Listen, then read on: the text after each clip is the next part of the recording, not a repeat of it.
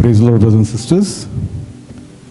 I thank God that God has chosen me to speak His word this morning time. இன்றைய நாளிலே கர்த்தர் என்னை இந்த செய்தியை கொடுக்கும்படியாக என்னை இங்கே நிறுத்தியதற்காக நான் கர்த்தருக்கு நன்றி செலுத்துகிறேன். Let's pray. Loving Heavenly Father, Lord, I thank you, Lord, for choosing me to share your word.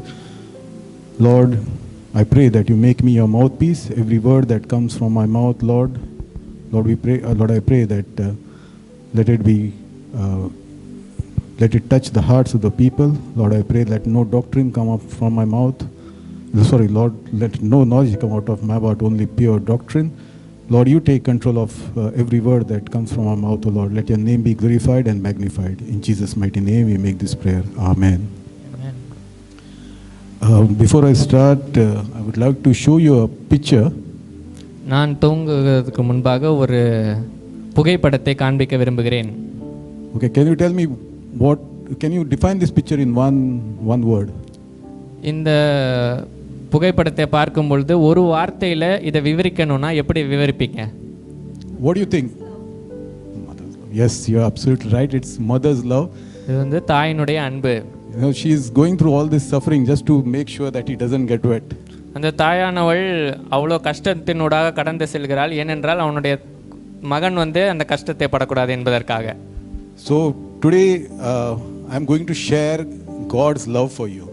இன்றைய நாளிலே நாம் தேவனுடைய அன்பை குறித்து உங்களிடையே பகிர்ந்து கொள்ள விரும்புகிறேன். The topic today is God loves you.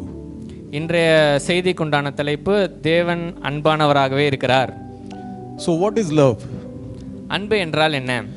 English dictionary defines love as an intense feeling of deep affection. ஆங்கில பதத்திலே அன்பிற்கு இத்தகையதான ஒரு மொழிபெயர்ப்பு கொடுக்கப்பட்டிருக்கிறது. அது என்னவென்றால் அன்பு, நேசம், பாசம் ஆகிய அனைத்தும் ஒரு ஆழமான ஒரு உணர்விலே பகிரப்படுகிறது. The way we use the word love on a daily basis, it has lost its meaning. நாம் தினந்தோறும் நம்முடைய வாழ்க்கையிலே அந்த அன்பை நாம் குறித்து பகிரும் பொழுது அதோடைய உண்மையான அர்த்தத்தை நாம் மறந்து விடுகிறோம். I'll give you an example. நான் இதற்கு ஒரு உதாரணம் தர விரும்புகிறேன். Okay, you have a dog. ஒரு நாய் உங்களுடைய வீட்டில் இருக்கலாம். And your wife says, I love my dog. உங்களுடைய மனைவி சொல்லலாம், நான் அந்த நாயை ரொம்ப அதிகமாக நேசிக்கிறேன். And she says, I love you also. அதே மாதிரி நான் உங்களையும் நேசிக்கிறேன் அப்படின்னு கணவரை பார்த்தும் சொல்கிறாங்க. So where is the difference between the husband, dog and husband? அதுக்கு நடுவில் இருக்கிற அந்த வித்தியாசம் என்னன்னு நீங்கள் பார்த்தீங்கன்னா அது கொஞ்சம் சிரிப்பாக தான் இருக்குது. So as a human being, we experience love from our parents, our siblings, our brothers. நாம் மனிதராக பிறக்கும் பொழுது இந்த உலகத்திலே அன்பு நம்மளுக்கு நம்மளுடைய தகப்பன் தாயினார் மூலமாகவும் நம்மளுடைய சகோதரர்கள் மூலமாகவும் நமக்கு கிடைக்கப்பெறுகிறது. So love always involves action. அன்பானது கிரியையினாலே செயல்படுகிறதாக இருக்கிறது. For example, when you are sick, ஒரு உதாரணத்திற்கு நீங்கள் உடல் நலம் சோர்வாக ஆகிவிட்டீர்கள் என்றால் your mother is constantly checking on you. உங்கள் தாயார் வந்து உங்களை எப்போவுமே பார்த்துட்டே இருப்பாங்க. You can experience mother's love because you can see her doing things for you. நீங்கள் அவங்களுடைய அன்பை உங்களுடைய வாழ்க்கையில் பார்க்கலாம். எப்படின்னா உங்களுக்கு தேவையான காரியங்களை அவங்க உங்களுக்கு செஞ்சிட்டே இருப்பாங்க. But when you hear that God loves you, ஆனால் தேவன் உங்களை நேசிக்கிறார் என்பதை நீங்கள் கேட்கும் பொழுது it is very difficult to understand. அது புரிந்து கொள்ள ஏற்றுக்கொள்ள கஷ்டமாக இருக்கிறது. Because God is invisible. ஏனென்றால் கடவுள் நம்ம கண்ணுக்கு என்ன செய்யறதில்ல, தெரியறதில்ல. If I tell you that someone loves you, யாராவது உங்களை நேசிக்கிறாங்க நான் உங்களுக்கு சொல்வேன்னா, you don't know that person, உங்களுக்கு அந்த நபரை குறித்து தெரியல, and you cannot feel his love. அவருடைய அன்பை உங்களால உணர முடியாது உங்களுடைய வாழ்க்கையில. So even though we cannot see him, அவரை நம்ம காணாவிட்டாலும் God still loves us. ஆண்டவருடைய அன்பு நம்மளோட எப்பொழுதுமே இருக்கிறது. And his love is more deeper than we can imagine. அவருடைய அன்பானது மிகவும் ஆழமாக இருக்கிறது. அது நம்ம எண்ணங்களுக்கும் எண்ணி முடியாத அளவுக்கும் அதிகமாக ஆண்டவர் நம்மளை நேசிக்கிறார். And his love is the most purest than any other love you can receive from human beings. ஆண்டவருடைய அன்பு தான் இருக்கிறதுலயே ரொம்ப மகத்துவமான அன்பு. எந்த விதமான மனிதர்களிடத்திலும் அத்தகைய அன்பை நாம் எதிர்பார்க்க முடியாது. So today we will see how much God loves us. இன்றைய நாளிலே நாம் ஆண்டவர் நம்மளை எவ்வளவாய் நேசிக்கிறார் என்று நாம் பார்ப்போம். And how he shows his love to us. அதே போலவே ஆண்டவர் நம்ம மேல் அவருடைய அன்பை எப்படி வெளிப்படுத்துகிறார் என்பதை குறித்தும் பார்ப்போம். As I said earlier, நான் முன்பாகவே சொன்னது போல in English we have only one word. ஆங்கிலத்திலே ஒரே வார்த்தை தான் இருக்கு, லவ் அப்படிங்கிற ஒரு வார்த்தை மட்டும்தான். Yeah, but Greek has different words for love. கிரேக்க பதத்திலே இரு அர்த்தங்கள் கொண்ட வார்த்தைகள் இருக்கிறது அன்பிற்கு. There is difference between husband's love and wife's love.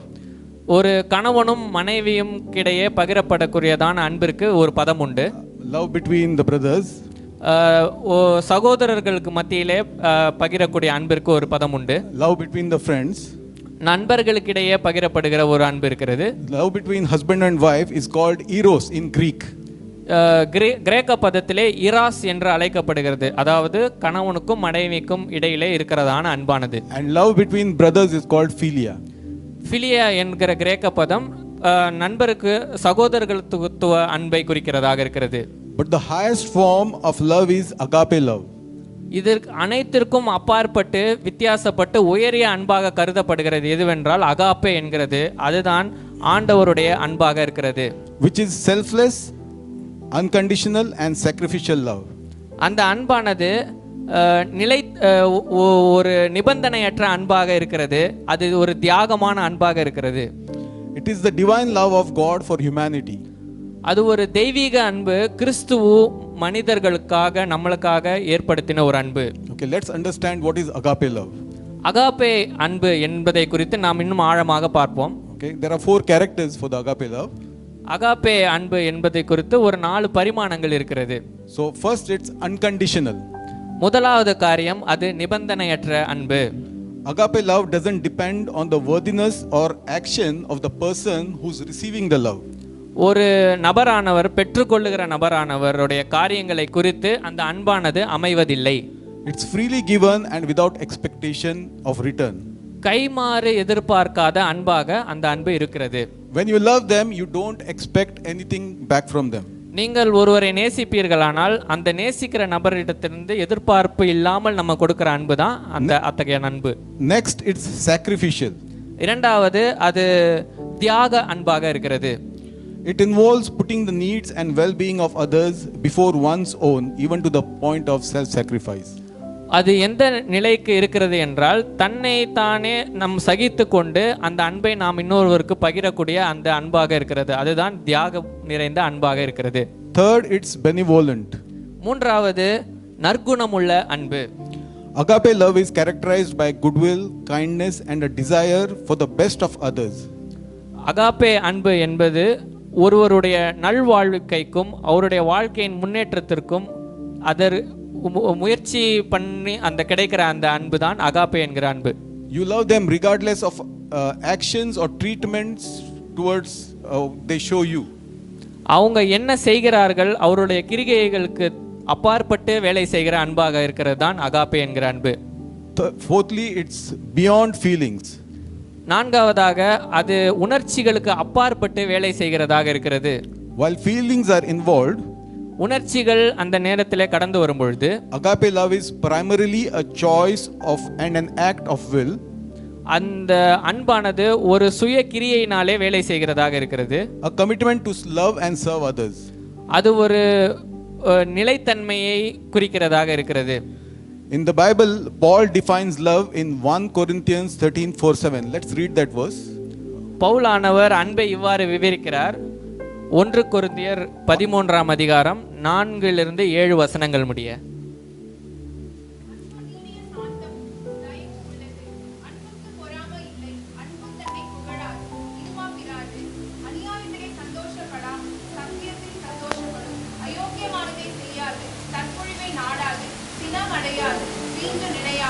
சகலத்தையும் தாங்கும், சகலத்தையும் விசுவாசிக்கும், சகலத்தையும் நம்பும், சகலத்தையும் சகிக்கும். So Paul has used so many terms to here describe love here. அந்த அன்பான ஒரே காரியத்திற்கு பவுலானவர் அநேக விதமான அர்த்தங்களை அவர் குறிப்பிட்டிருக்கிறார். So we'll take one by one. நாம் அதை ஒன்றொன்றாக பார்ப்போம். So first he says love is patient. முதலாவதாக அன்பு பொறுமையானது என்பதை குறித்து பவுல் சொல்லுகிறார். Love waits calmly and doesn't get upset quickly when things don't happen the way we want them to. அன்பானது நாம் எதிர்பார்க்கிற காரியம் அது எதிர்பார்க்கிறது போல நடைபெறாவிட்டாலும் அத்தகைய அன்பு நிலைக்கிறது பேர் தான் அந்த பொறுமையிலே அன்பு அப்படிங்கிறது நாம் சொல்கிற அந்த பதம். For example, you're waiting for a friend who's always late. Instead of getting angry, you wait patiently knowing that things happen. உதாரணத்திற்கு ஒரு நண்பர் உங்களை பார்க்க வரேன்னு சொல்லிட்டு உங்களை ரொம்ப நேரம் காக்க வச்சிருக்கலாம். ஆனால் அந்த காக்கிற நேரத்துலையும் நீங்கள் அந்த பொறுமையை நீங்கள் காத்துட்டு அந்த அன்போடு இருக்கீங்க இல்லையா, அந்த அன்பு தான் பொறுமையிலே நம்ம காக்கிறதான அன்பு. Secondly, love is kind. ரெண்டாவதாக அன்பு கனிவானது. Love is gentle and caring. It shows concern for others' feeling and acts in a helpful way. அந்த அன்பு ஒருத்தரை ஒருத்தர் நாம் சார்பும் அந்த சார்பு நிலையை இன்னும் அதிகப்படுத்தி அது தங்களை சார்ந்தது இல்லாமல் மற்றவர்களை சார்ந்ததாக ஆக்குகிறது தான் அந்த அத்தகைய அன்பு. For example, you notice your colleague who's struggling in his work, so you help them out without expecting anything in return. நீங்கள் உங்களுடைய வேலை செய்கிற இடத்திலே உங்கள் கூட வேலை செய்கிற நபர்கள் கஷ்டப்படுகிறார்கள் என்று தெரிந்து நீங்கள் அவர்களுக்காக தானாகவே முன்வந்து செய்கிறீங்க இல்லையா அந்த உதவி, அத்தகைய உதவியும் அந்த அன்பை வெளிப்படுத்துகிறதாக இருக்கிறது.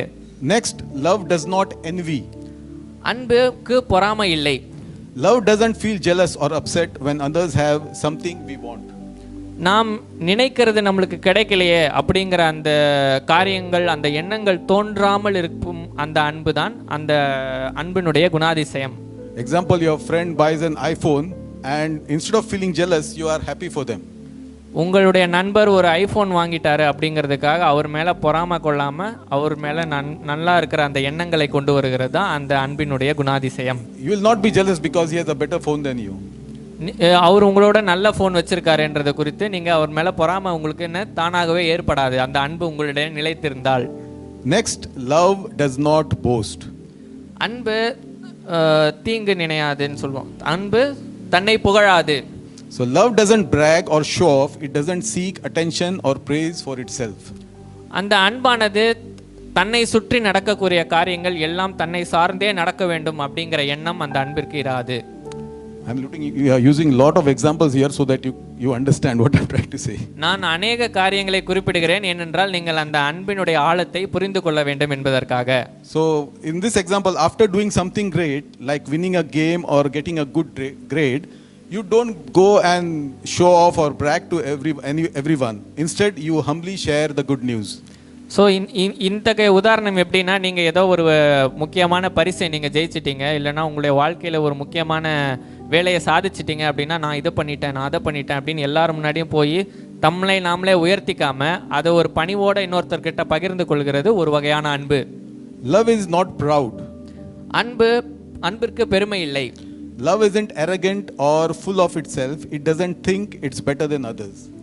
அது அந்த அன்பானது தன்னை விட மற்றவர்கள் தான் முக்கியம் அப்படிங்கிறத அதிகமாக முக்கியத்துவம் வாய்ந்ததாக இருக்கிறது. தன்னைத்தானே அது உயர்த்துகிறது அல்ல. You see something doing something well, instead of thinking you're better, you respect their skills and encourage them. நீங்கள் யாராவது அந்த தவறு செய்கிறதையோ இல்லை அவங்க செய்கிற காரியம் சரியான விதத்திலே செய்யாமல் போனால் நாம் அவரை விட பெட்டராக இருக்கும் அப்படின்னு நினைக்காம அவங்களோட இயலாமையிலையும் அவர்களை தூக்கி நிறுத்துகிறவர்களாக இருக்கிறது தான் அத்தகையதான அன்பாக இருக்கிறது. Next, love does not dishonor others. அன்பு பிறரை கனிவாக நடத்துகிறது. அவர்களுடைய கனவீனத்தை அபியாசப்படுத்தியோ இல்லை அந்த கனவீனத்தை மேற்கொண்டு செய்கிறதாக அந்த அன்பு இருக்காது. Love treats people with respect and never belittles. Belittling means don't treat them as unimportant or insult them. முக்கியத்துவம் வாய்ந்தவர்களாக பிறரை கருத அன்பானது உதவுகிறது. அவர்களை கஷ்டப்படுத்தவோ இல்லை துன்பப்படுத்தவோ அந்த அன்பானது இருப்பதல்ல, முக்கியப்படுத்துகிறது. When you disagree with someone, you don't call them names or speak rudely. Instead, you express your opinion respectfully. நீங்கள் மற்றவர்களுடைய காரியத்தையோ இல்லை அவர்கள் செய்கிற விண்ணப்பத்தையோ உங்களுக்கு ஏற்க மனமிராமல் இருந்தால் அவர்களை கடிந்து கொள்ளவோ அவர்களை சிட்சிக்கவோ கூடாது. அதே நேரத்தில் அன்போடு அதை மற்றவர்களுக்கு எடுத்துரைக்க நாம் பழகி கொள்ள வேண்டும். Love is not self-seeking. அன்பானது சுயத்தை நாடாது. Love doesn't always look out for its own interest. It is more concerned about others' needs. அது சுயநலம் சார்ந்ததல்ல, மற்றவர்களுடைய நலனை சார்ந்ததாக அந்த அன்பு இருக்கிறது. Suppose you choose to help a friend with his project, even if it means you have less time for your own work. நீங்கள் ஒருவேளை உங்களுடைய நண்பருக்கு ஒரு ப்ராஜெக்ட் விஷயத்திலே நீங்கள் உதவி செய்ய வேண்டும் என்று எண்ணலாம். ஆனால் அப்படி செய்கிற உதவியிலே உங்களுடைய டைமும் அதில் போயிடும் அப்படின்னா நீங்க செய்றீங்க இல்லையா, அந்த அத்தகைய உதவி தான் அந்த அன்பால செய்யப்படக்கூடியதான உதவியாக இருக்கிறது. Love is not easily angered. அன்பு சினமடையாது. Love stays calm even when provoked. அந்த எத்தகைய சூழ்நிலையும் உங்களை தூண்டினாலும் அத்தகைய சூழ்நிலைகளிலே அமைதியாக காண செய்கிறது தான் அத்தகையதான அன்பாக இருக்கிறது. It doesn't get mad quickly over small things. அந்த சின்ன சின்ன காரியங்களை குறித்து நம்ம சிடுசிடுன்னு அந்த கோபம் நம்மளுக்கு வரது இல்லையா, அப்படிங்கிற கோபத்திற்கு அப்பாற்பட்டு செயல்படுகிறது தான் அந்த அன்பாக இருக்கிறது. If suppose your wife or husband spills hot coffee on you, you don't yell or get upset, you simply say no problem and move on. உங்களுடைய கணவரோ இல்லை மனைவியோ உங்கள் மேலே சுட சுட காஃபியை ஊற்றினாலும் பரவாயில்லைங்க, ஒன்றும் பிரச்சனை இல்லை அப்படின்னு சொல்லிட்டு நீங்கள் அதை கடந்து போகிறது தான் அந்த அன்பு. Okay, tell me how many react like that? எத்தனை பேர் சொல்கிறீங்க இந்த மாதிரிலாம் நான் செய்வேன்? What you will say? Are you blind? Can't you see? உனக்கு என்ன கண்ணு தெரியலையா, இப்படி கொண்டு வந்து ஊற்றிருக்கியே அப்படின்னு தானே அநேகர் கேட்போம். Yeah. So love keeps no record of wrongs. அன்பானது தீங்கு நினையாது. Love doesn't hold on to past mistakes. It forgives and doesn't bring up old arguments. கடந்த காலத்திலே நடைபெறதான அந்த சூழ்நிலைகளை திருப்பியும் கொண்டு வந்து அந்த சூழ்நிலையை கெடுப்பதாக அந்த அன்பு அமைவதில்லை. அதை மன்னித்து மறக்கிறதாக அந்த அன்பு இருக்கிறது. Suppose your wife has wronged you earlier, after some years, remember you did that day this thing, so don't remember those things. Don't bring up the old arguments. ஒருவேளை உங்களுடைய மனைவி ஏதோ ஒரு காரியம் தவறாக செய்திருக்கலாம் முன்ன காலத்தில், அதை ஞாபகம் வச்சு இந்த நேரத்துலையும் அதே மாதிரி சொல்லி காட்டி அதை செய்கிறாங்க இல்லையா, அத்தகையதான காரியத்தை நம்முடைய வாழ்க்கையில விட்டு அகற்ற வேண்டியதாக இருக்கிறது. அப்படிப்பட்ட காரியம்தான் அந்த அன்பு பூரணமாக்கப்படுகிறதாக அர்த்தம் கொள்ளுகிறது. Love does not delight in evil but rejoices with truth. அன்பு நியாயத்தில் சந்தோஷப்படுகிறதாகவும் அநியாயத்தில் சந்தோஷப்படாததாகவும் இருக்கிறது. Love doesn't enjoy seeing others do wrong or bad things. It celebrates what good and truthful. மற்றவர்கள் செய்கிற அந்த தவறான காரியங்களை குறித்து மகிழ்ச்சி அடைகிறதில்லை. சரியான உத்தமமான காரியங்களை செய்கிற பொழுதுதான் அந்த அன்பானது மகிழ்ச்சி அடைகிறது. For example, instead of laughing when someone gets hurt or makes a mistake, love encourages them and celebrates their success and honesty. ஒருவர் தங்களுடைய வாழ்க்கையிலே கஷ்டத்தினூடாக கடந்து செல்லும் போது அதை பார்த்து சிரிக்கிறது அன்பல்ல, அவருடைய வாழ்க்கையின் வெற்றியிலையும் அவருடைய வாழ்க்கையின் முன்னேற்றத்தை பார்த்து மகிழ்ச்சி அடைகிறது தான் அன்பாக இருக்கிறது. But what we do, the moment someone slips and falls in front of you, we start laughing. நம்ம என்ன செய்றோம், அப்படியே நம்ம கண்ணு முன்னாடி யாராவது தடிக்கி விழுந்தா அந்த நேரமே விழுந்து விழுந்து சிரிப்போம். Yes or no? அதை நினைச்சு பார்த்து வர சிரிக்கிறோம். Yeah. So love always protects. அன்பானது காக்கிறது அன்பாக இருக்கிறது. Love looks out for others and tries to keep them safe from harm or danger. அது நம்மை பாதுகாக்கிறது, நம்மளை சார்ந்தவர்களையும் பாதுகாத்து அந்த வழியிலே கொண்டு செல்லுகிறது. For example, if somebody is being teased or treated unkindly in front of you, you stand up for them, you showing care and protection. இப்பொழுது நமக்கு முன்பாக ஒரு அநியாயம் நடக்கிறதை நம்மால் பார்க்க முடியும் பொழுது அந்த நேரத்திலே நாம் அவருக்காக சார்ந்து அவர்களுக்கு குரல் கொடுக்கிற அந்த அன்பு முக்கியத்துவம் வாய்ந்ததாக இருக்கிறது. Love always trusts. அன்பு சகலத்தையும் விசுவாசிக்கும். Love believes in others and gives them the benefit of doubt. நாம் அந்த அன்பிலே நடவும் பொழுது மற்றவர்கள் மேல் விசுவாசமும் நம்பிக்கையும் அவர்களுடைய வாழ்க்கையிலே அதிகரிக்கிறதாக இருக்கிறது. Even when someone makes mistake, you trust that they can improve and do better.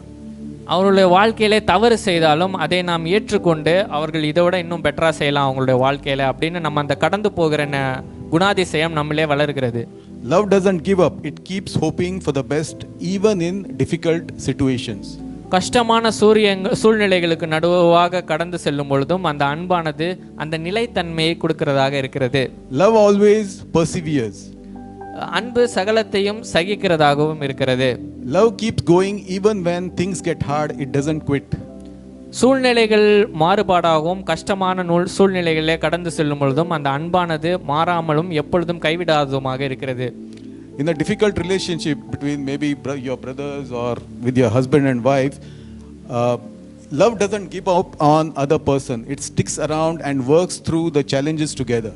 உங்களுடைய வாழ்க்கையினுடைய போராட்டமான சூழ்நிலைகளை நீங்கள் கணவனும் மனைவியமாக கடந்து செல்லும் பொழுதாக இருந்தாலும் சரி, உங்களுடைய சகோதரர்களோடு கடந்து செல்கிறதான சூழ்நிலையாக இருந்தாலும் சரி, அப்படிப்பட்டதான சூழ்நிலைகளிலே ஒருவர் மீது ஒருவர் வைத்திருக்கிற அன்பு அந்த நிலைத்தன்மையை குறையாமல் அது எப்பொழுதுமே உடனிருந்து கொண்டு போய் நடத்தி செல்லுகிறதாக இருக்கிறதான அந்த அன்பு நம்முடைய வாழ்க்கையிலே இருக்க வேண்டும். So we finished with Paul's description of love. இப்படியாக தான் பவுலானவர் அன்பை குறித்து அநேக விதமான காரியங்களை பகிர்ந்து கொண்டிருக்கிறார். Now we'll see character of God's love. அப்படியாக நாம் கிறிஸ்துவனுடைய அன்பு எப்படிப்பட்டதாக இருக்கிறது, தேவனுடைய அந்த அன்பின் குணாதிசயம் என்ன என்பதை குறித்து நாம் பார்ப்போம். So tragically, we sometimes develop a wrong view of love because of our past relationship, which may have been abusive or manipulative.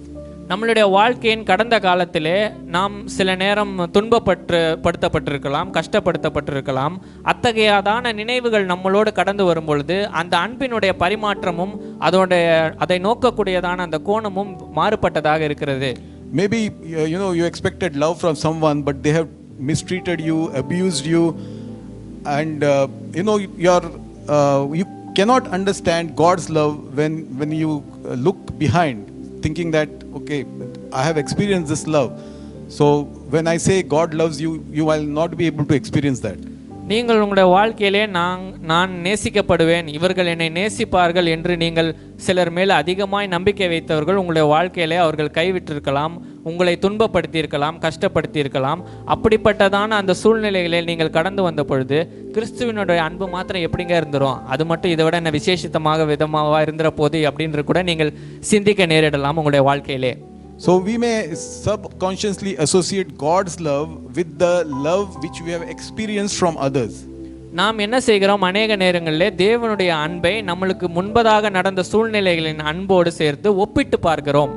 To understand God's love, we need to take a step back from what we have experienced from people who said they have loved us or were supposed to love us.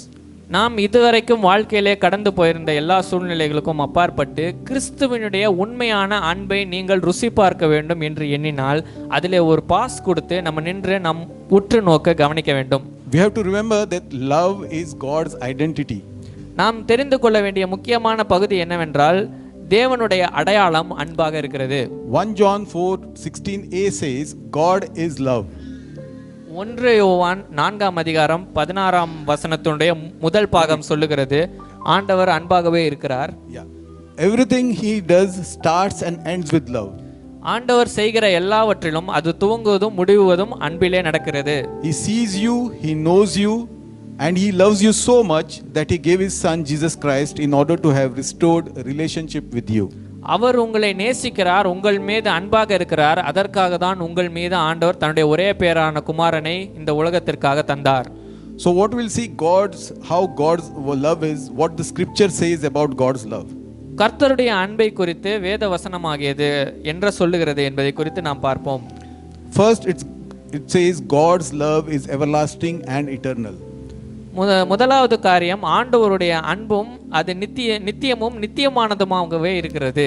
Eternal and everlasting, existing forever without end. அது நித்தியத்திற்கும் நம்மோடு எப்பொழுதுமே கடந்து வருகிறதாக இருக்கிறது, அதற்கு ஒரு முடிவில்லை. Let's read Jeremiah 31 verse 3. எரேமியா 31ஆம் அதிகாரம் 3வது வசனத்தை வாசிக்க கேட்போம்.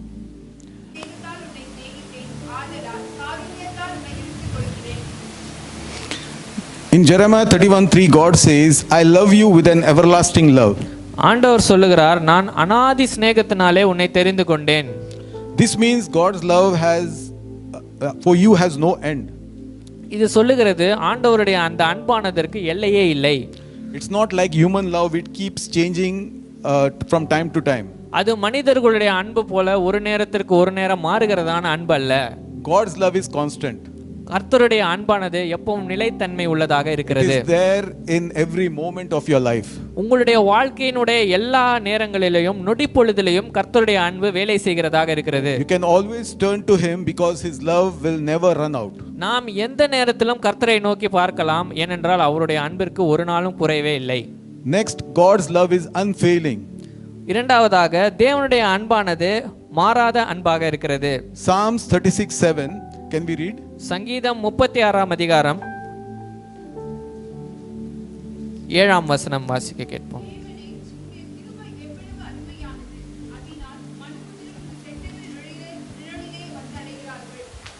God's love is described as unfailing because it never diminishes, wavers or ceases. கர்த்தருடைய அன்பானது எந்த நேரத்திலேயும் குறைவற்றதாக இருக்கிறது, அது மாறாத அன்பாக இருக்கிறது. In a world where human love can fluctuate, means keep changing continuously and conditional, இந்த உலகத்திலே நாம் எதிர்பார்க்கிற அல்லது நாம் பகிரப்படுகிற அன்பு எப்பொழுதும் மாறுகிறதாக இருக்கிறது. ஆனால் கிறிஸ்துவனுடைய அன்பு அதற்கு அப்பாற்பட்டு செயல்படுகிறது. God's love provides stability and security. கர்த்தருடைய அன்பு நம்முடைய வாழ்க்கையிலே ஒரு நிச்சயத்தையும் ஒரு நிலைத்தன்மையும் உண்டு பண்ணுகிறது. We can rest in assurance that God's love will never abandon us even in times of trial or failure. நாம் நிச்சயித்துக் கொள்ளலாம், ஆண்டவருடைய அன்பு நம்முடைய ஒருபோதும் ஒரு காலத்திலும் அது நம்மளை விட்டு விலகுவதும் இல்லை, நம்மளை கைவிடுவதும் இல்லை. The unfailing love is a constant source of strength, encouraging us to trust in God's faithfulness. கர்த்தருடைய அன்பானது நாம் அவர் மேல் வைத்திருக்கிற அந்த சார்பு நிலையையும் உண்மையுள்ள அந்த அன்பையும் உணரத்தக்கதாக கர்த்தருடைய அன்பு கிரியை செய்கிறது. God's love is unconditional. கர்த்தருடைய அன்பு நிலைத்தன்மையுடையதாக இருக்கிறது. Romans 5:8 please. ரோமர் 5:8 பார்ப்போம். நாம் பாவிகளா இருக்கையில் கிறிஸ்து நமக்காக மரித்தார். மரித்ததினாலே தேவன் நம்மேல் வைத்த தமது அன்பை விளங்க பண்ணுகிறார். This means that God's love for you is not based on how good or bad you are. கர்த்தருடைய அன்பானது நீங்கள் எப்படிப்பட்டவர்கள் என்பதை சார்ந்து அதன் மேல் வைக்கப்படுகிற அன்பல்ல, அதற்கு அப்பாற்பட்டு செயல்படுகிறதாக இருக்கிறது. He doesn't love you because you are perfect. நான் எல்லாத்தையும் கரெக்டாக செய்கிறேன் அப்படிங்கிற காரணத்துக்காக ஆண்டவர் உங்களை நேசிக்கிறது இல்லை. He loves you just as you are. நீங்கள் யாராக இருக்கிறீர்களோ, நீங்கள் எந்த நிலையில் இருக்கிறீர்களோ அப்படியாகவே ஆண்டவர் உங்களை நேசிக்கிறார். Whether you are feeling great or struggling, God's love never leaves. நீங்கள் நான் ரொம்ப திடனாக இருக்கிறேன், இல்லைனா நான் மனசோர்வற்ற நிலையில் இருக்கிறேன் அப்படின்ற எந்த நிலையில் இருந்தாலும் ஆண்டவருடைய அன்பு உங்கள் மீது மாறாததாக இருக்கிறது. God loves you when you succeed and God loves you when you fail. நீங்கள் ஜெயிக்கிற பொழுதும் ஆண்டவர் உங்களை நேசிக்கிறார், நீங்கள் வீழ்கிற பொழுதும் ஆண்டவர் உங்களை நேசித்துக் கொண்டே தான் இருக்கிறார். Example, your parents, they don't love you because you fail or you pass or you're perfect. They love you just as you are. உங்களுடைய தகப்பனோ தாயோ உங்களுடைய வாழ்க்கையிலே நீங்கள் வீழ்கிறதை சூழ்நிலையிலும் அவர்கள் உங்களை நேசிக்க தான் செய்கிறார்கள். Next, God's love is pure. கர்த்தருடைய அன்பு தூய்மையானதாக இருக்கிறது. People may have hidden agendas in loving you, but God's love is pure. மக்கள் உங்கள் மீது அநேக நேரம் அன்பு செய்யும் பொழுது அதில் சில உள்குத்துக்களும் இருக்கு. அப்படிப்பட்டதுக்கு அப்பாற்பட்டு செயல்படுகிறது தான் ஆண்டவருடைய அன்பாக இருக்கிறது. When I say hidden agendas, I mean people may love you because they have some work with you. Maybe you are in some high post, use vasta, so they might show that they love you. அந்த உள்குத்துன்னு சொன்னதுக்கு உண்டான காரணம் என்னன்னா, உங்களால் அவங்களுக்கு ஏதாவது காரியம் ஆகணும் அப்படின்னா உங்க பின்னாடியே இருப்பாங்க. அத்தகையதான அன்பு தான் அது. So people use you, you think they love you, but it's not. நாம் நினைக்கிறோம் அவங்க உண்மையாலே நம்மளை நேசிக்கிறாங்க, நம்ம மேலே அன்பு செலுத்துறாங்கன்னு. கிடையாது. அவங்க நம்மளுக்கிட்ட ஏதோ ஒரு காரியத்தை எதிர்பார்த்துட்டு இருக்காங்க. அது முடிஞ்ச உடனே கலாஸ். God's love is personal. கர்த்தருடைய அன்பானது நெருக்கமுடையதாகவும் தனித்தன்மை வாய்ந்ததாகவும் இருக்கிறது.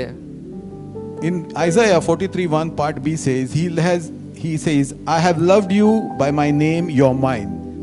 ஏசாயா 43:1 சொல்லுகிறது, நான் உங்களை பெயர் சொல்லி அழைத்திருக்கிறேன், நீ என்னுடையவன். God knows you by name. கர்த்தர் உங்களை பெயர் சொல்லி அழைத்திருக்கிறார். He knows everything about you. உங்களை பற்றி எல்லாம் கர்த்தருக்கு தெரியும். Your thoughts, your dreams, your struggles and your joys. உங்கள் எண்ணங்கள், சிந்தனைகள், நீங்கள் எதை குறித்ததான சிந்தனையோடு இருக்கிறீங்களோ அது எல்லாம் தேவன் அறிவார். And despite all of this, அது எல்லாவற்றுக்கு மத்தியிலும் He loves you more than you can imagine. நீங்கள் எண்ணி பார்க்க முடியாத அளவுக்கு ஆண்டவர் உங்களை நேசிக்கிறார். Imagine a parent's love for their child. ஒரு முறை யோசித்து பாருங்கள், ஒரு பெற்றோருடைய அன்பு அவர்களுடைய பிள்ளைகளை குறித்து எவ்வாறாக இருக்கிறது என்று. Parents' love for a child is deep and personal. அந்த அன்பானது ரொம்ப ஆழமாகவும் அதனுடைய நிலைத்தன்மை வாய்ந்ததாகவும் இருக்கிறது. We saw on the picture how deeply she loves her son. நீங்க அந்த புகைப்படத்தை இன்னொரு முறை எண்ணி பார்ப்பீர்களானால் அந்த தாயானவள் எவ்வளவு கடினப்பட்டு அந்த அன்போடு தன்னுடைய மகனை சுமக்கிறாள் என்று. God's love for you is even greater than that. அப்படிப்பட்ட அன்பை விட அதிகமானதுதான் கிறிஸ்துவ நமக்காக கொடுக்கிற அன்பாக இருக்கிறது. He wants to be close to you, to comfort you and to guide you in life. அவர் உங்களுடைய வாழ்க்கையில எப்பொழுதும் உங்களோட அருகிலேயும் இருக்கிறார். அவர் உங்களோட நடக்க விரும்புகிறார், உங்களோடு பயணிக்க விரும்புகிறார். God's love is unchanging. கர்த்தருடைய அன்பானது மாறாததாக இருக்கிறது. There is nothing you can do to make God love you more, and there is nothing you can do to make God love you less. உங்களுடைய சுய காரியத்தினாலே ஆண்டவரை என்ன அதிகமாக நேசிச்சு வச்சிட முடியும், இல்லைன்னா குறைச்சி நேசிக்க வைக்க முடியும்னா முடியாது. அது நிலையான அன்பாக இருக்கிறது. This unchanging love is source of comfort and hope. இப்படிப்பட்ட அன்பானது நம்மளுக்கு உண்மை உள்ளதாகவும் இரக்கமுள்ள அந்த அன்பாகவும் இருக்கிறது. Assuring us that no matter the circumstances, God's love remains steadfast and reliable. சூழ்நிலைகளுக்கு அப்பாற்பட்டு அந்த அன்பானது உறுதி உள்ளதாகவும் ஸ்திரம் உள்ளதாகவும் நம்முடைய வாழ்க்கையில காணப்படுகிறது. Next, God's love is faithful and merciful.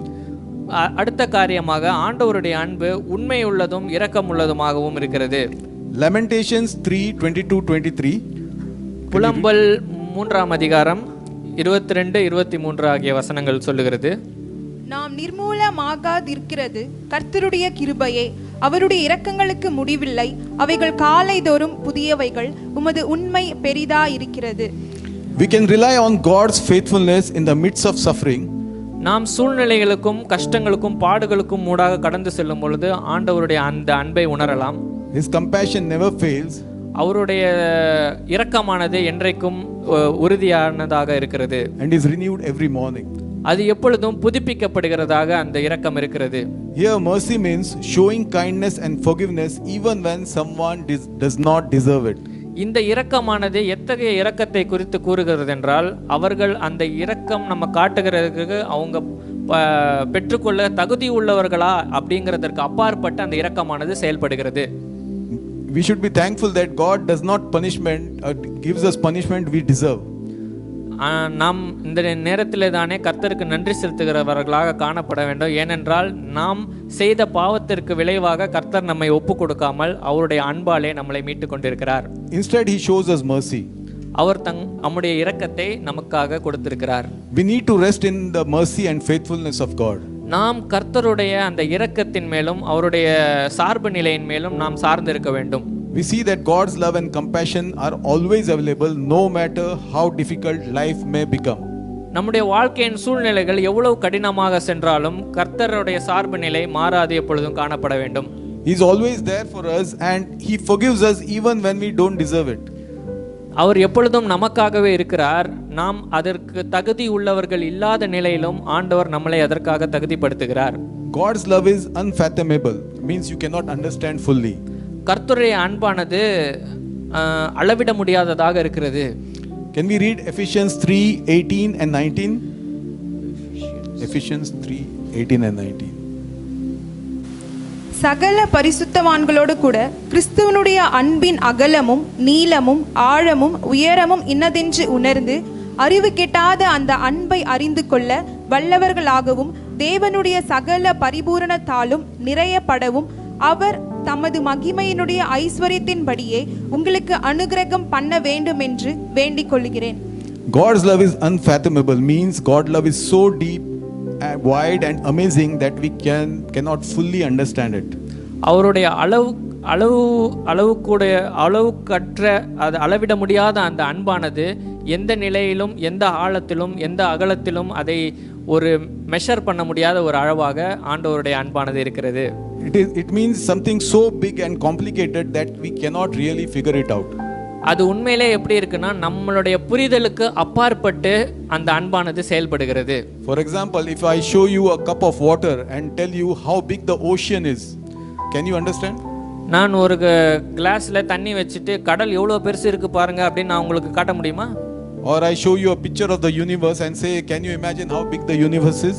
அல்லது ஒரு அந்த என்ன சொல்லுவோம் அது தமிழ்ல, அந்த பூமி உருண்டை அதெல்லாம் இருக்கு இல்லையா, அந்த யூனிவர்ஸ் முழு உலகத்தையும் அது படத்தில் காட்டிட்டு இதுதான் படம் உலகம் அப்படின்னு சொன்னால் அதை வந்து உங்களால் கிரகிச்சு கொள்ள முடியுமா அப்படிங்கிறது தான் நான் சொல்ல வரேன். So God's love is like that. கடவுளுடைய அன்பானது அப்படிப்பட்டதாக இருக்கிறது. It is so great that no matter how much we try, we cannot fully understand how much He loves us. அது மிகவும் பெரியதாக இருக்கிறது. அதனுடைய நிலையானது ரொம்ப கடினமான இருக்கிறதுனால அதை நம்ம வந்து புரிந்து கொள்ள இயல்வது ரொம்ப கடினமாக இருக்கிறது. We can feel it and experience it, but it's impossible to fully measure it. நாம் அதை உணர முடியும், ருசி பார்க்க முடியும், ஆனால் முழுமையாக இதுதான் அப்படின்ற அந்த முடிவுக்கு நம்ம அந்த அன்பிலே முடிவுக்கு வர முடியாது. Next, God's love is steadfast. Steadfast means firm and unwavering. It doesn't shake. கடவுளுடைய அன்பானது உறுதியானதும் நிலைத்தன்மை வாய்ந்ததுமாக இருக்கிறது. Psalm 136:1 please. Psalm 136:1. சங்கீதம் 136 அதிகாரம் 1ஆம் வசனம். கர்த்தரை துதியுங்கள், அவர் நல்லவர், அவர் கிருபை என்றும் உள்ளது. So God's love is steadfast means God's love never changes. It remains strong no matter what happens. கர்த்தருடைய அன்பானது எந்த சூழ்நிலையிலும் மாறாததாகவும் நிலைத்தன்மை வாய்ந்ததாகவும் உறுதி உள்ளதாகவும் ஸ்திரமானதுமாக இருக்கிறது. It is steady and unwavering, always the same. அது உறுதியாகவும் ஸ்திரமாகவும் எப்பொழுதுமே இருக்கிறது. Steadfast means something that doesn't move or change or go away. It's solid and reliable like a strong rock that doesn't break. உறுதி என்ற நிலை என்ன என்று நீங்கள் புரிந்து கொள்ள வேண்டுமானால், ஒரு கற்பாறையானது எவ்வளோ உறுதியாகவும் எது அதை தகர்க்க முயற்சி செய்தாலும் அது தகர்க்க முடியாததாக இருக்கிறதோ அப்படிப்பட்டதாக அந்த அன்பானது இருக்கிறது. So God's love is that like that rock. அந்த கற்பாறை போல ஆண்டவருடைய அன்பானது இருக்கிறது, உறுதியாக ஸ்திரமாக. No matter what we go through, whether we are happy, we are sad, we are good or bad, God's love stays the same. நாம் சந்தோஷமாக இருந்தாலும் கஷ்டத்திலே துக்கத்திலே இருந்தாலும் எப்படிப்பட்ட சூழ்நிலையை நாம் இருந்தாலும் கர்த்தருடைய அன்பு நிலையானதாக இருக்கிறது. It doesn't depend on our actions or feelings. நம்மளுடைய செயல்களையோ நம்மளுடைய உணர்ச்சிகளுக்கு அப்பாற்பட்டு செயல்படுகிறதாக இருக்கிறது. Next, God's love is sacrificial. கர்த்தருடைய அன்பானது ஒரு வித்தியாசமான உணர்வை நம்மளுடைய மத்தியிலே கொண்டு வருகிறது. அது நமக்காக தியாகம் செய்கிற அன்பாக இருக்கிறது. 1 John 4:9 and 10. 1 John 4:9 and 10. 4 அதிகாரம் 9ஆம் வசனம். தம்முடைய ஒரே பேரான குமாரனாலே நாம் பிழைக்கும்படிக்கு தேவன் அவரை இவ்வுலகத்திலே அனுப்பினதினால் தேவன் நம்மேல் வைத்த அன்பு வெளிப்பட்டது.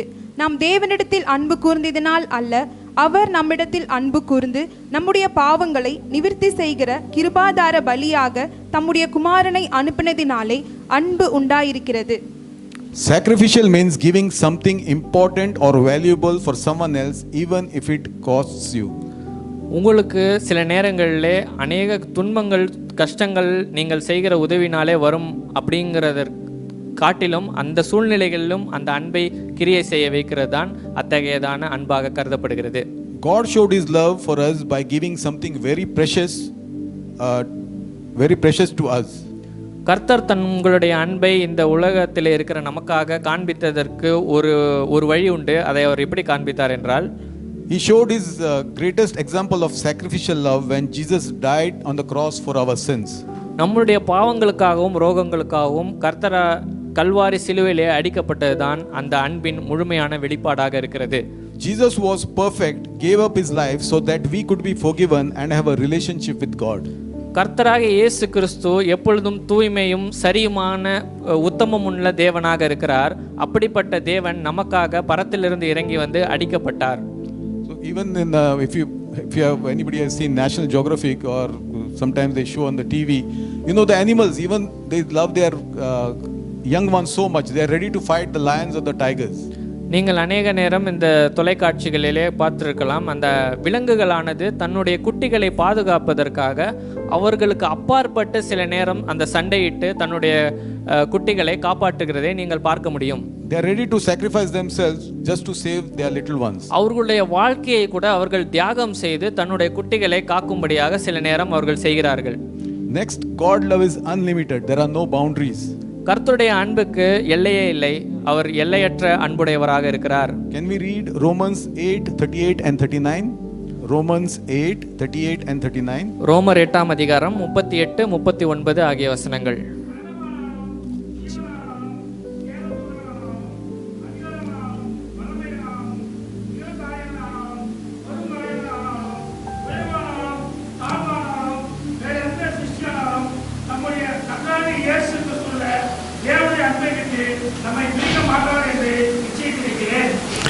Absolutely nothing within our entire universe, seen or unseen, can separate us from God's kind, gentle and merciful affection for us.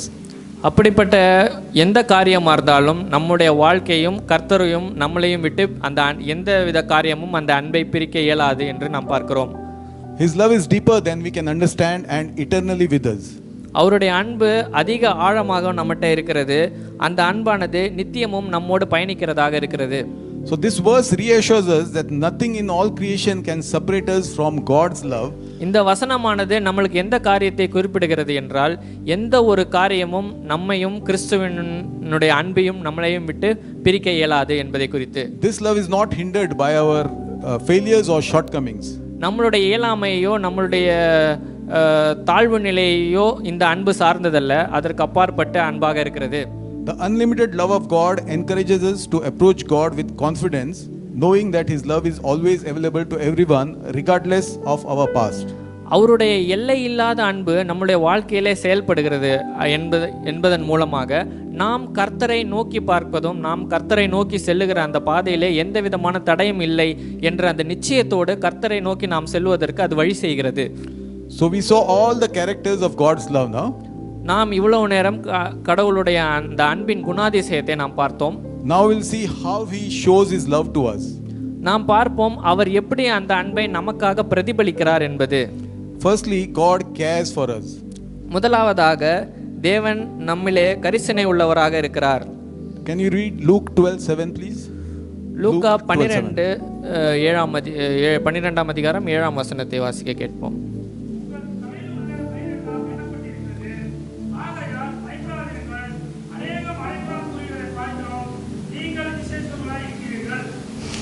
God knows everything about you. உங்களை பற்றி எல்லாம் ஆண்டவருக்கு தெரியும். Even how many hairs are on the head. உங்களுடைய தலைகளின் மயிர்கள் எல்லாம் எண்ணப்பட்டிருக்கிறது என்று ஆண்டவர் சொல்லுகிறார். I don't have any, but I am sure God loves me. என் தலையில எதுவும் இல்லை, ஆனாலும் நான் சொல்றேன். Okay, God knows. That means He cares about you deeply. ஆகையால் கர்த்தர் உங்களை அதிகமாய் அன்பு கூறுகிறவராக இருக்கிறார். So don't be afraid. அதனால் பயப்படாதிருங்கள். You're valuable to Him even more than the sparrows He takes care of. அவர்கள் அந்த அடைக்கலான் குருவிகள் கம்பேர் பண்றப்போ அதை விட நம்ம எவ்வளவு மேலானவர்களாக இருக்கிறோம் என்று ஆண்டவர் நமக்கு சொல்லுகிறார். You're very important to God and watches over you closely. அவர் உங்கள் மீது அவ்வளவாய் அன்பு கூறுகிறார். அவர் உங்கள் மீது எப்பொழுதும் நோக்கமாக இருக்கிறார். Secondly, God disciplines us. இரண்டாவதாக ஆண்டவர் நம்மை சிட்சிக்கிறார். Let's read Hebrew 12:6. எபிரேயர் 12:6 வாசிக்க கேட்போம். கர்த்தர் எவனிடத்தில் அன்பு கூறுகிறாரோ அவனை அவர் சிட்சித்து தாம் சேர்த்து கொள்ளுகிற எந்த மகனையும் தண்டிக்கிறார் என்று பிள்ளைகளுக்கு சொல்லுகிறது போல உங்களுக்கு சொல்லியிருக்கிற புத்திமதியை மறந்தீர்கள். God loves us so much that He corrects us when we make mistakes, just like a loving parent corrects their child to help them grow. ஆண்டவர் நம்மளை அதிகமாய் நேசிக்கிறதுனால நம்மளை சில நேரம் சிட்சிக்கிறார். ஏனென்றால் ஒரு தகப்பன் எப்படி தன்னுடைய மகனை சிட்சிக்கிறானோ அது போல ஆண்டவரும் சிட்சிக்கிறார். Discipline here doesn't mean punishment in a bad way, but more like guidance and correction. சிட்சை என்பது உங்களை துன்பப்படுத்தவோ கஷ்டப்படுத்துவதற்காகவோ அல்ல, உங்களை சீர்படுத்தி நிலைப்படுத்துவதற்காக. It's about helping us becoming better, wiser and more like Christ. அது நம்மளுக்காக செய்யப்படுகிறது. ஏனென்றால் நாம் கிறிஸ்துவை போல ஆகவும் நம்மளுடைய ஞானம் நம்மளுடைய திறமைகள் எல்லாம் கிறிஸ்துவினாலே வளர்கிறதாகவும் அவருடைய சார்பிலே இருக்கிறதாகவும் இருக்கிறது. Chastening means teaching or training through discipline. இது சிட்சை என்பது அவர் நம்மளை எந்த காரியத்திற்காக நம்மளை சிட்சிக்க விரும்புகிறார் என்பதை குறித்ததாக இருக்கிறது. It's not because God is angry with us, but because He cares deeply for us and wants to grow us to grow in good character. சிட்சை என்பது கர்த்தர் நம்மளை வெறுக்கிறதாகவோ நம்மீது கோபம் கொண்டிருக்கிறாரோ என்பதை காண்பிக்கிறதல்ல, அவர் நம்மீது எவ்வளவு நேசமும் அன்பும் பாசமும் கொண்டவராக இருக்கிறார் என்பதை குறிக்கிறது. God's love is shown in His discipline. கர்த்தருடைய அன்பு அவருடைய சிட்சையிலே நாம் பார்க்கிறோம். God does the same for us, showing His love through lessons He teaches us. அவருடைய அன்பு அவருடைய பாடங்கள் நம்முடைய வாழ்க்கையிலே அவர் சொல்லிக் கொடுக்கிறதற்கு வகையிலே இருக்கிறது. Imagine a parent who tells the child not to touch something hot. ஒரு தகப்பனோ ஒரு தாயோ தன்னுடைய பிள்ளையை சூடான ஒரு காரியத்தை தொடக்கூடாது என்பதை சொல்லுகிறதை நாம் எண்ணி பார்ப்போம். The child might not understand why. அந்த குழந்தையானவள் அதை புரிந்து கொள்ள அவளுக்கு இயல முடியாது. But the parent is showing love by correcting them. ஆனால் அந்த பெற்றோர்களானவர்கள் அந்த பிள்ளையை சிட்சிப்பதின் மூலமாக அவர்களுடைய பாசத்தை அந்த குழந்தையின் மீது காட்டுகிறார்கள். In the same way, God might allow us to go through difficulties or guide us through challenges. அதே போலவே கிறிஸ்துவானவர் நம்மளை அதிகமான போராட்டமான சூழ்நிலைகளை கடந்து செல்ல அனுமதிக்கலாம். Not to punish us, அது நம்மளை துன்பப்படுத்துவதற்காக அல்ல, but to help us grow stronger and wiser in our faith. ஏனென்றால் நம்முடைய விசுவாசத்திலும் அவருடைய சார்பு நிலையிலும் நம்ம அதிகமாய் வளருவதற்காக அப்படியாக ஆண்டவர் செய்கிறார். God's discipline shows his love for us. அவருடைய சிட்சையானது அவருடைய அன்பை நமக்கு காண்பிக்கிறது. He corrects us when we need it. நாம் எந்த நேரத்திலே தவறுகிறோமோ அந்த நேரத்திலே ஆண்டவர் நம்மளை சிட்சிக்கிறார். Not out of anger, but because he wants to help us to grow and become better people.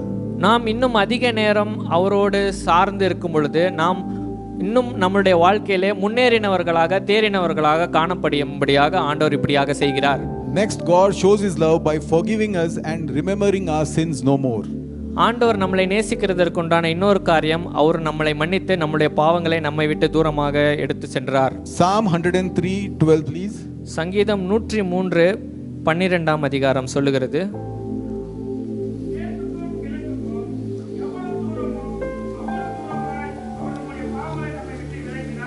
So transgressions means sins. ஆகையால் இவைகள் பாவங்கள் என்று சொல்லப்பட்டிருக்கிறது. God has taken our sins far away from us, இந்த பாவங்களை நம்மை விட்டு தூரமாக்கி இருக்கிறார். so far that they can never come back.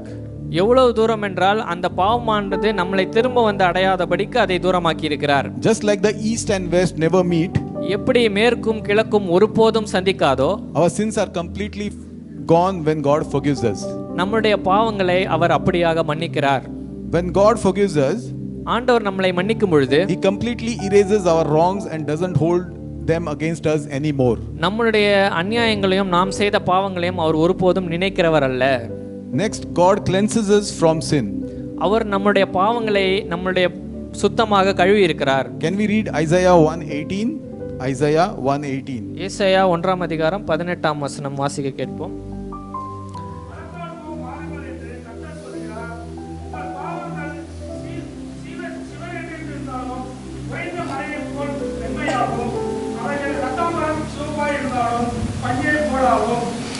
God is saying, let's talk things over. ஆண்டவர் சொல்லுகிறார், நாம் இந்த காரியங்களை நாம் உற்று நோக்க கடவோம். Even if your sins are obvious and deep as bright red stains, உங்களுடைய பாவமானது சிவப்பான அந்த காரியத்தை போல இருந்தாலும் he can make you clean and pure again, just like a fresh snow or soft white wool. அவர் உங்களை தூய்மையானவர்களாக மாற்றுகிறார், வெண்பனியை போல மாற்றுகிறார். No matter how bad your sins are, எவ்வளவு கஷ்டமான அந்த கொடிய பாவங்களை நீங்கள் செய்திருந்தாலும் God can forgive you and make you clean if you come to him. நீங்கள் அவரிடத்திலே வரும்பொழுது அவர்கள் அந்த பாவத்தை எல்லாம் முற்றிலுமாக நீக்கி உங்களை சுத்திகரிக்கிறார். This forgiveness is not earned but freely given, reflecting God's compassionate nature. இத்தகைய பாவ மன்னிப்பானது நீங்கள் செய்கிற காரியங்களினாலே உங்களுக்கு அருளப்படுவது அல்ல, அவருடைய ஈவினாலே உங்களுக்கு அருளப்படுகிறது. Next, God instructs us and guides us. ஆண்டவர் நம்மளுக்காக சில காரியங்களை கற்றுக் கொடுத்து நம்மளை வழிநடத்துகிறார். Psalm 32:8. சங்கீதம் 32:8 சொல்லுகிறது, உனக்கு போதித்து நீ நடக்க வேண்டிய வழியை உனக்கு காட்டுவேன், உன்மேல் என் கண்ணை வைத்து உனக்கு ஆலோசனை சொல்லுவேன். God promises to guide you, teach you the right path and give you advice while lovingly watching over you. ஆண்டவர் உங்கள் மீது நேசமாக இருக்கும் பொழுது அதே தருணத்திலே உங்களை வழிநடத்தவும் உங்களுக்காக காரியங்களை செய்யவும் உங்களுக்கு கற்பிக்கிறார். God won't leave you to figure out your life on your own. நீங்கள் சுயமாகவே உங்களுடைய வாழ்க்கையிலே நான் இந்த காரியத்தை இப்படியாக செய்து விடலாம் என்று தனியாக ஆண்டவர் உங்களை விடுவதில்லை. He is there to help, lead and care for you every step of the way. உங்களோடு எப்பொழுதும் ஆண்டவர் எப்பொழுதுமே இருக்கிறார். ஒருவர் உங்களோட அடியும் ஆண்டவரின் பேரிலே வையுங்கள், ஆண்டவர் உங்களை நடத்துவார். And last but not the least, God sacrificed his son for us. கடைசியாக நாம் பார்ப்போம், ஆண்டவர் தன்னுடைய ஒரே பேரான குமாரனை நமக்காக தந்தார். Ephesians 2:4 and 5. எபேசியன்ஸ் 2:4-5 ஆகிய வசனங்கள் சொல்லுகிறது, தேவனோ இரக்கத்தில் ஐஸ்வர்யம் உள்ளவராய் நம்மில் அன்பு கூர்ந்த தம்முடைய மிகுந்த அன்பினாலே அக்கிரமங்களில் மரித்தவர்களாய் இருந்த நம்மை கிறிஸ்துவுடனே கூட உயிர்ப்பித்தார், கிருபையினாலே ரட்சிக்கப்பட்டீர்கள். Even though we are spiritually dead because of our sins, நாம் நம்முடைய பாவங்களினாலே மரிக்கப்பட்டவர்களாக இருந்தாலும் God loves us so much and showed us mercy. ஆண்டவர் இவ்வளவாய் நம்மிலே அன்பு கூர்ந்தார். He gave us new life through Jesus Christ. அவர் புதிய வாழ்க்கையை கிறிஸ்துவிற்குள்ளாக நம்மளுக்கு கொடுத்தார். We did not earn it, it's a gift of grace. நாம் அதை நம்மளுக்காக சம்பாதிப்பது அல்ல, கிறிஸ்து அதை நமக்காக கொடுத்த ஈவு. God rescued us from sins because he loves us. கடவுள் நம்மளை பாவத்திலிருந்து மீட்டு கொண்டிருக்கிறார், ஏனென்றால் அவர் நம்மளை அதிகமாக நேசிக்கிறார். Not because we deserved it. நாம் அதற்கு தகுதியுள்ளவர்களாக பாத்திரவான்களாக காணப்படுவதனால அல்ல. He gave us a fresh start through Jesus. அவர் புதிய ஆரம்பத்தை கிறிஸ்துவுக்குள் நமக்கு கொடுத்திருக்கிறார். In Luke chapter 15, there are three beautiful passages where Jesus shares three parables to teach God's love for the lost and the importance of repentance. லூக்கா 15ஆம் அதிகாரத்திலே 3 முக்கியமான அந்த காரியங்கள் கூறப்பட்டிருக்கிறது. அந்த விசேஷமான காரியத்திலே கர்த்தருடைய அன்பு எப்படி மனிதர்களிடத்திலே பகிரப்பட்டிருக்கிறது என்பதை குறித்து ஆண்டவர் சொல்லுகிறார். So in the parables Jesus used everyday things, like here he is using sheep and coin, actually a silver coin. தினந்தோறும் இருக்கிற காரியங்களிலே குறித்து ஆண்டவர் இத்தகையதான புரிதலை மக்கள் மத்தியிலே ஏற்படுத்துகிறார். Jesus was speaking to the Israelites. Their main occupation was shepherding. ஆண்டவர் ஆடுகளை குறித்து பேசுகிறார். ஏனென்றால் இஸ்ரவேல்கள் ஜனங்களுடைய முக்கியமான அந்த அவர்களுடைய வேலை என்னவென்றால் ஆடுகளை மேய்ப்பது. So they can understand the value of sheep because the shepherds know the value of sheep. ஆகையால் அந்த மேய்ப்பர்களுக்கு அந்த ஆடுகளுடைய மதிப்பு தெரியும். ஆகையால் அப்படிப்பட்டதான ஒரு காரியத்தை கர்த்தர் அவர்களுடைய பகிர்கிறார். So Jesus was trying to show how much God values our soul. ஆகையால் ஆண்டவர் நம்மளுக்கு காண்பிக்க விரும்புகிறார் எப்படி அவர் நம்முடைய ஆத்துமாவை விலையேற பெற்றதாக கருதுகிறார் என்று. We all know the story of the parable of lost sheep. உங்களுக்கு இந்த ஓமை தெரியும், அந்த துளைந்த ஆட்டை குறித்ததான ஓமை. So we see that the shepherd, when he finds that one sheep, he rejoices and celebrates. அந்த மேய்ப்பனானவன் அந்த துளைந்த ஒரு ஆடு கிடைக்கும்போது எப்படி மகிழ்ந்து பூரிக்கிறான் என்பதை குறித்து உங்களுக்கு முன்னேவே நீங்கள் அறிந்திருப்பீர்கள். This shows that God cares deeply for each person and he will always search for those who are lost. இது என்ன காண்பிக்கிறது என்றால் கிறிஸ்து அந்த துளைந்த ஒரு ஆட்டை குறித்து எவ்வளோ அதிகமாய் அதிலே நேசத்தையும் பாசத்தையும் வைத்திருக்கிறார். அப்படி உங்களுடைய நபர் தனித்தனியாக ஒருத்தர் மேலும் ஆண்டவர் அத்தகையதான அன்பை வெளிப்படுத்தியிருக்கிறார். In the second parable he says lost coin, a silver coin. இரண்டாவது ஓமை அந்த வெள்ளிக்காசு, துளைந்த வெள்ளிக்காசை குறித்து சொல்லப்படுகிறது. So every human being knows the value of money, especially if it's silver or gold. உங்களுக்கு காசினுடைய அருமை எல்லாவற்றுக்கும் தெரியும், அதோட மதிப்பு தெரியும், அது தங்கமாக இருந்தாலும் சரி வெள்ளியாக இருந்தாலும் சரி. So this woman who had 10 coins, she loses one coin. இந்த ஸ்திரீயானவள் 10 காசுகளை வைத்திருந்தால் அதிலே ஒன்றை அவள் துளைத்து விட்டாள். She lights a lamp, sweeps the house and searches carefully until she finds it. அவள் தன்னுடைய அந்த இடத்தை சுத்தம் செய்து விளக்கேற்றி அவள் தேடுகிறாள்.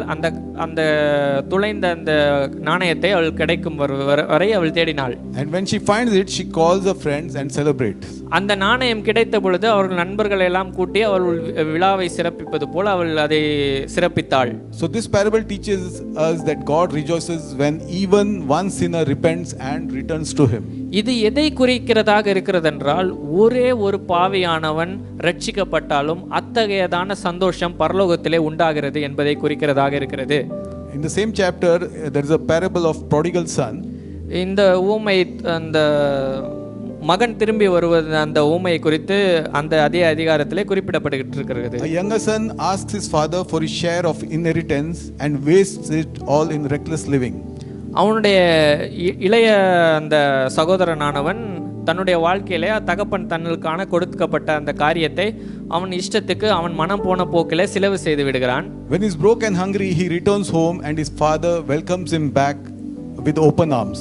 அவனுடைய கொடுக்கப்பட்டிருக்கிற அந்த சொத்து எல்லாம் தீர்ந்து அவன் அழித்த பின்பு அவனுடைய தகப்பனிடத்திற்கு வருகிறான். அப்பொழுது அவருடைய தகப்பன் திறந்த கைகளை கொண்டு அவனுடைய மகனை ஏற்றுக்கொள்ளுகிறார். And the father celebrates his return.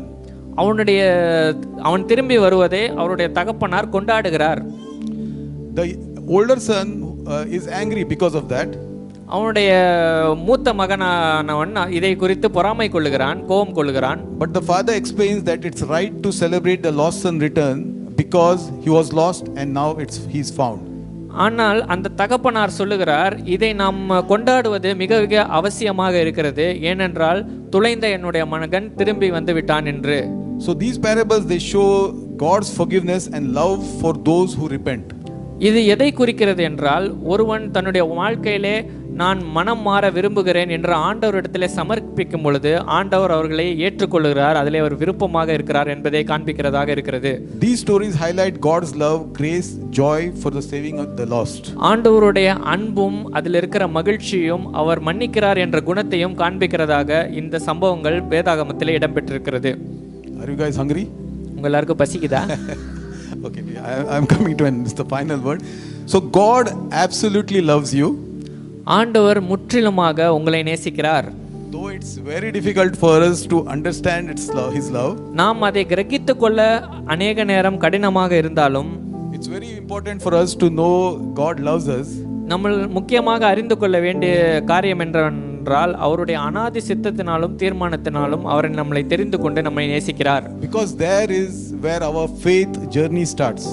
அங்கேதான் நம்முடைய விசுவாச பயணமானது துவங்குகிறதாக இருக்கிறது. If you do not have an assurance of God's love, உங்களுக்கு ஆண்டவருடைய அன்பின் அந்த உத்தரவாதம் இல்லை என்றால், your faith journey will not last. உங்களுடைய விசுவாச பயணமானது நிலைக்காமல் போய்விடும். Why I am saying this faith journey? நான் எதற்கு இந்த விசுவாச பயணத்தை இந்த காரியத்தோடு ஒப்பிடுகிறேன் என்றால், For example, you want to start a business. உதாரணத்திற்கு நீங்கள் ஒரு சிறிய வேலையோ அல்லது ஒரு பிசினஸையோ ஸ்டார்ட் பண்ண வேண்டும் என்று விரும்புகிறீர்கள். You have a billionaire friend who's ready to back you up for the business. உங்களுக்கு ஒரு நண்பர் இருக்கிறார், நீங்கள் அந்த பிஸ்னஸை தொடங்கும் போது உங்களுக்கு பின்னாடி இருந்து உங்களுக்கு சப்போர்ட் பண்ண அவர் இருக்கிறார்.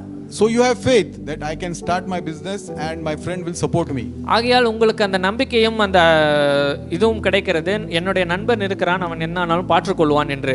Suppose your friend does not support you. ஒருவேளை உங்களுடைய நண்பர் உங்களை கைவிட்டு விட்டால், your journey will never start. உங்களுடைய பயணமானது துவங்கவே போறதில்லை. So because there is no assurance. ஏனென்றால் அதில் ஒரு நிலைத்தன்மை இல்லை. Similarly, God's assurance allows you to start your faith journey. அதே போலதான் ஆண்டவருடைய உத்தரவாதம் உங்களுடைய விசுவாச வாழ்க்கையினுடைய அந்த பயணத்திலே அந்த அன்பானது கிரியை செய்ய வேண்டும். So where you can find God's love? கர்த்தருடைய அன்பை நாம் எங்கே பார்க்கலாம்? It's where it is in the Bible. கிறிஸ்துவுடைய வேதத்திலே, அந்த வேதாகமத்திலே நம்மளுக்கு கூறப்பட்டிருக்கிறது.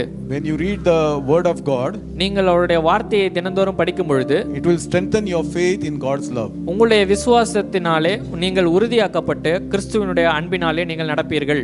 God's love can move mountains, transform lives and set free those who are held captive by sin and shame. கர்த்தருடைய அன்பானது உங்களுடைய வாழ்க்கையை மாற்றக்கூடிய வல்லமை அதில் இருக்கிறது. உங்களுடைய வாழ்க்கையில் இருக்கிற மலைகளை பெயர்க்கக்கூடியதான வல்லமை அதில் இருக்கிறது. உங்களுடைய வாழ்க்கையை சீர்படுத்துகிறதான வல்லமையும் அந்த அன்பிலே இருக்கிறது. So great is His love for you and me that He sent His only Son to die that we might live through Him. தன்னுடைய ஒரே பேரான குமாரனை நம்மளுக்காக ஆண்டவர் கொடுத்தார், ஏனென்றால் அவர் மூலமாக நம்மளுக்கு நித்திய ஜீவன் கிடைக்க வேண்டும் என்பதற்காக. God is not an angry taskmaster who shows affection only when you succeed. அவர் உங்களை எப்பொழுதுமே சிட்சிக்கிற ஒரு கொடூரமான நபர் அல்ல, உங்களை எப்பொழுதுமே நேசிக்கிறார். He is a loving father who always loves you no matter what. அவர் நேசிக்கிற தகப்பனாக இருக்கிறார், நீங்கள் எந்த சூழ்நிலையிலே இருந்தாலும். So in this morning time, take a time to receive the depth of His love. இந்த காலை வேளையிலே தானே நீங்கள் ஆண்டவருடைய அந்த அன்பை ருசி பார்க்கும்படி நான் வேண்டுகிறேன். Allow His love to heal you, transform you and free you and lead you to abundant life He has always longed to give. அவருடைய அன்பை உங்களுடைய வாழ்க்கையிலே செயல்பட நீங்கள் விட்டு கொடுங்கள். அப்பொழுது உங்களுடைய வாழ்க்கை மாறுவதையும் அது ஒரு மறு பரிமாணம் எடுப்பதையும் உங்களுடைய வாழ்க்கையிலே நீங்கள் காண முடியும். God loves you with an everlasting love. அவருடைய நிபந்தனையற்ற அலாதி அன்பினாலே உங்களை நேசிக்கிறார், அது நித்தியமாக இருக்கிறது. And it's unconditional. அது நிபந்தனையற்ற அன்பாக இருக்கிறது. And it will never fail. அந்த அன்பு ஒருபோதும் அந்த அன்பானது உங்களை கைவிடுவதில்லை. No matter where you are in life, நீங்கள் உங்கள் வாழ்க்கையில எந்த விதமான சூழ்நிலையில இருந்தாலும் சரி, God is with you. His love is personal, it's constant and it's free. அது எந்த நேரத்திலும் உங்களோடு இருக்கிறதாக இருக்கிறது, அது தனிப்பட்ட முறையிலே உங்களோடு இடைப்படுகிறதாக இருக்கிறது. I'll end with the scripture Isaiah 49:15. ஏசாயா 49:15.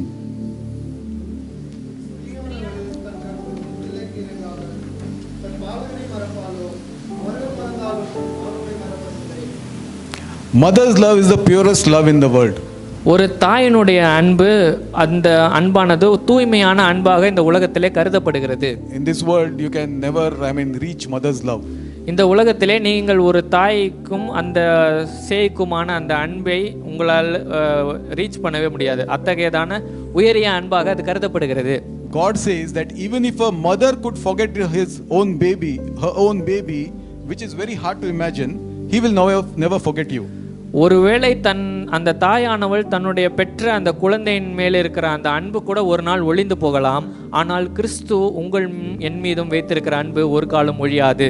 God's love and care for you is even stronger than the mother's love for a child.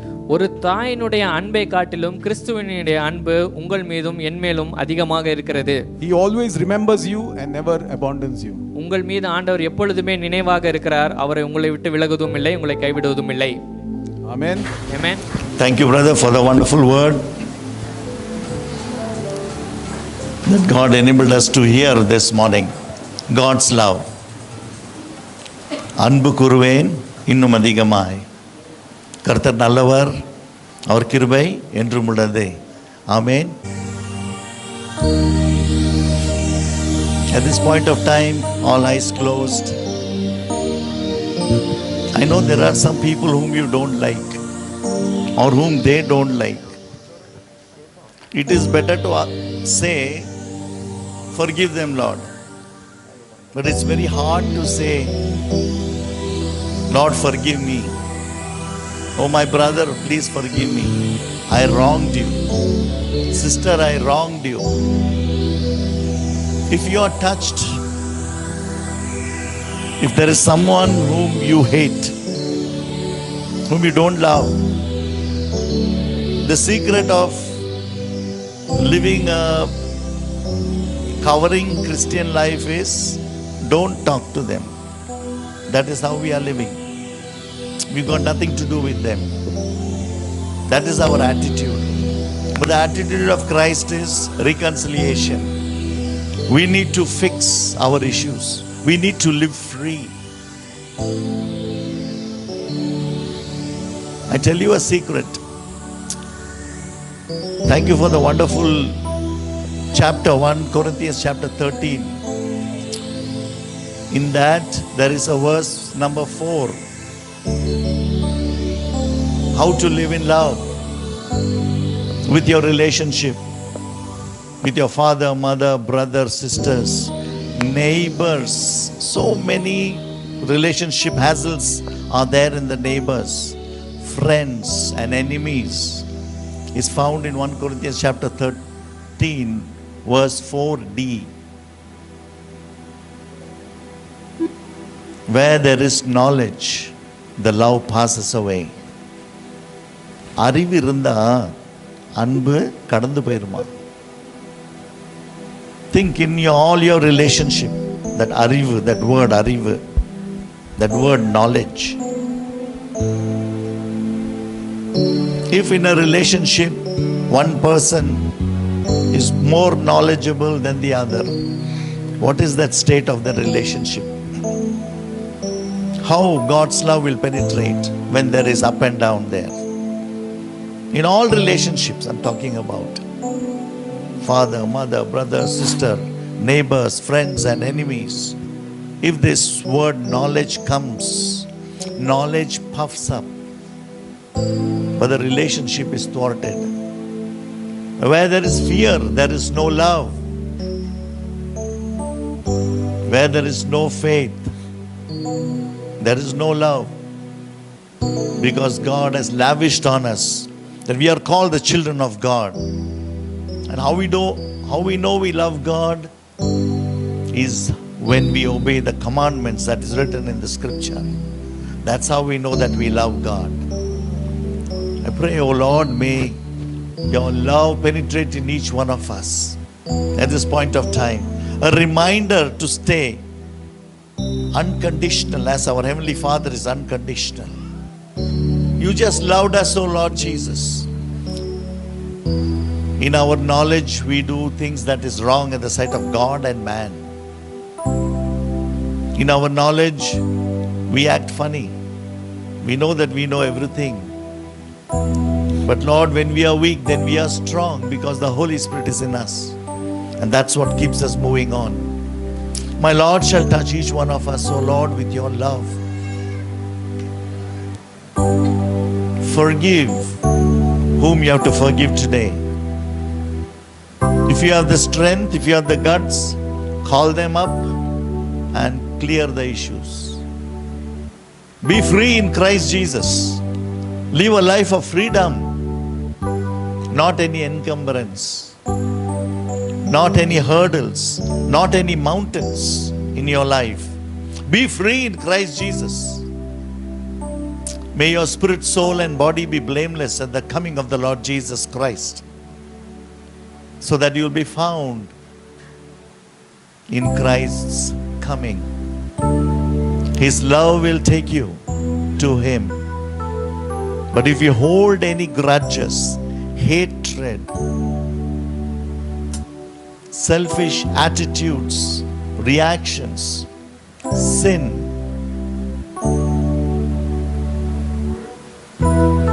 we will be left behind. But this is the time to remind sacrificial love, unconditional love, benevolence love, which God, His only begotten Son Jesus Christ, has done for us on the cross of Calvary.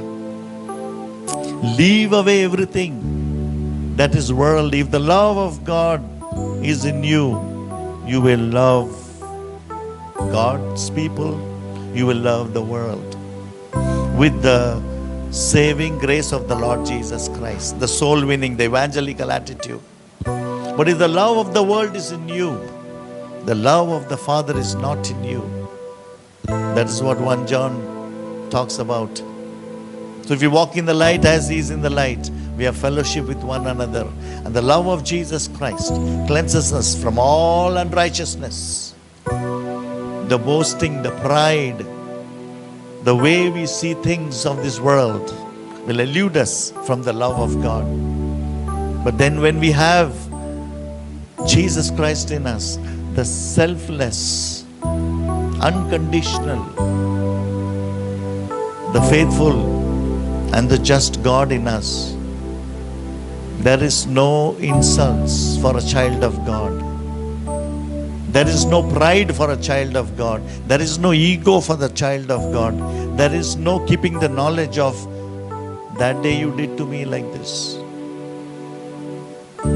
There is no attitude of satisfying your mind, because in faith we have to leave everything. Till I am satisfied in my mind, I will not forgive you. That attitude, O Lord, remove from us. Help me to be like Jesus. Help me to be like Him. All I ask is to be like Him, O Lord. And when we are the children of God, we become like Him.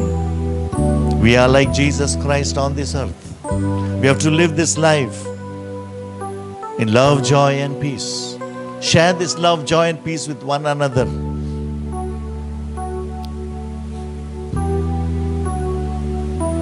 Talk to everyone. Be free in this world.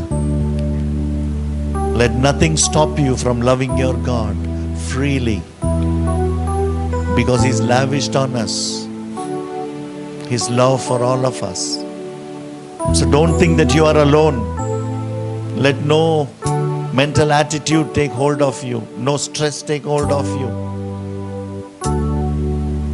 Let nothing disturb you to have that relationship with the Lord Jesus Christ. May God bless each one of you. May you enjoy the righteousness and peace and joy in the Holy Ghost. May you enjoy the rejoicing of the Lord over and over again. Let life and peace be given to you in Jesus' name, because you have accepted the Lord Jesus Christ as your Lord and Savior. As we sing this song, Anbu Kurven, may your life be filled with love, the love of God the Father. And once you set things right at the sight of God and man, everything will be added unto you. Don't go behind things. Your relationship with your parents will be enriched. Your relationship with your brothers will be enriched. Your relationship with your friends will be enriched. Your relationship with people around will be enriched. Don't be ashamed. Communicate with people. Honor their lives more than your life, because our life is in the minimum. Let my brother increase. Let my brother increase in Jesus' name. Let us be having that attitude, O Lord Jesus, so that we don't fail, we don't fall, we don't sin with my brother. We are good. We are honoring our brother and sister, those who are ahead of us, those who are with us. Oh Lord, may your love engulf us, Lord Jesus. May we come to you, O Lord, with a pure heart and a pure mind, because God is worthy. Help us to be holy, O Lord, because God is worthy, and because of Jesus Christ, you have made us all worthy, O Lord. We follow the Lord Jesus Christ as the sheep follows the master, as the sheep follows the good.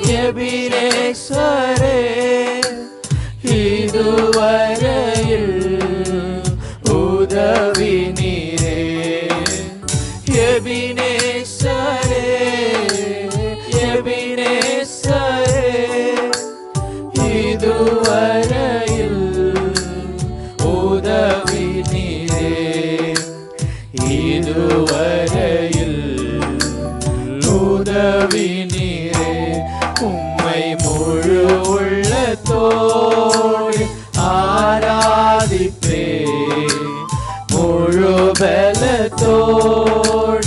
அன்பு கூறுவே ஆராதனை ஆராதனை ஆராதனை ஆராதனை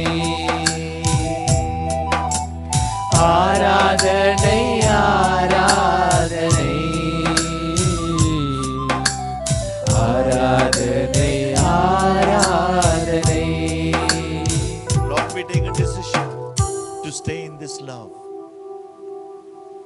Bless us, O Lord Jesus, abundantly with your love, so that, O Lord, all these freaky attitudes of this worldly things will move away from us, and we will read the word of God more, and we pray to the Heavenly Father so that you will answer us in your time. In Jesus' name I pray. Amen. Now may the grace of God and love of God, the Father, Son, and the Holy Spirit rest in each one of us, and now and forevermore.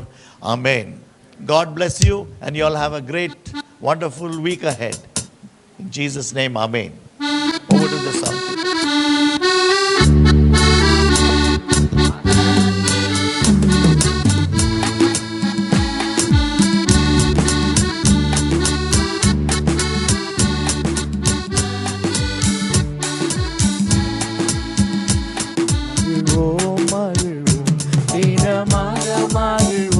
இயேசுராஜனம் சொந்தமாயினார் மகிழ்வோம் மகிழ்வோம் தினமாக மகிழ்வோம் இயேசுராஜனம் சொந்தமாயினார் இந்த பாதளத்தின் சொந்தக்காரர் அவர் எந்த உள்ளத்தில் சொந்தமானார் இந்த பாதளத்தில் சொந்தக்காரர் அவர் எந்த உள்ளத்தில் சொந்தமானார் ஆனந்தமே பரமானந்தமே இது மாபெரும் பாக்கியமே ஆனந்தமே பரமானந்தமே இது மாபெரும் பாக்கியமே இந்த பாதளத்தில் சொந்தக்காரர் அவர் எந்த உள்ளத்தில் சொந்தமானார் இந்த பாதளத்தில் சொந்தக்காரர் அவர் எந்த உள்ளத்தில் சொந்தமானார்